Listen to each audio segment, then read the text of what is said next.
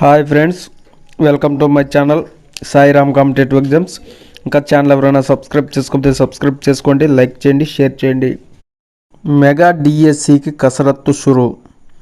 ఇప్పటికే గుర్తించిన ఉపాధ్యాయ ఖాళీలు 5,089. పదోన్నతులు కల్పిస్తే మరో 9,000. టెట్ నిర్వహణ తర్వాత పదోన్నతుల ప్రక్రియ.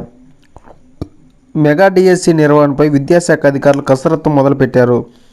ప్రతి పాఠశాలలో ఉపాధ్యాయులు ఉండాలని, టీచర్లు లేరని మూసివేసిన వాటిలోనూ అవసరమైన మేరకు నియామకాలు జరపాలని సీఎం రేవంత్ రెడ్డి తాజాగా ఆదేశించారు.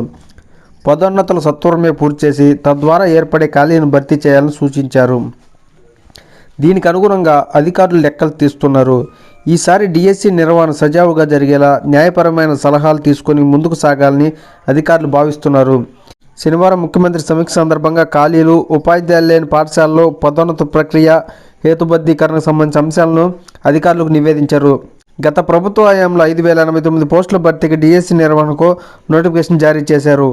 అప్పుడు స్కూల్ అసిస్టెంట్లు 1,739, భాషా పండిట్లు 611, వ్యాయామ ఉపాధ్యాయులు 164, సెకండరీ గ్రేడ్ టీచర్లు 2,575 పోస్టులను ఖాళీలుగా చూపారు. Okay friends, thank you. All the best. Video నచ్చితే లైక్ చేయండి, షేర్ చేయండి, సబ్స్క్రైబ్ చేయండి.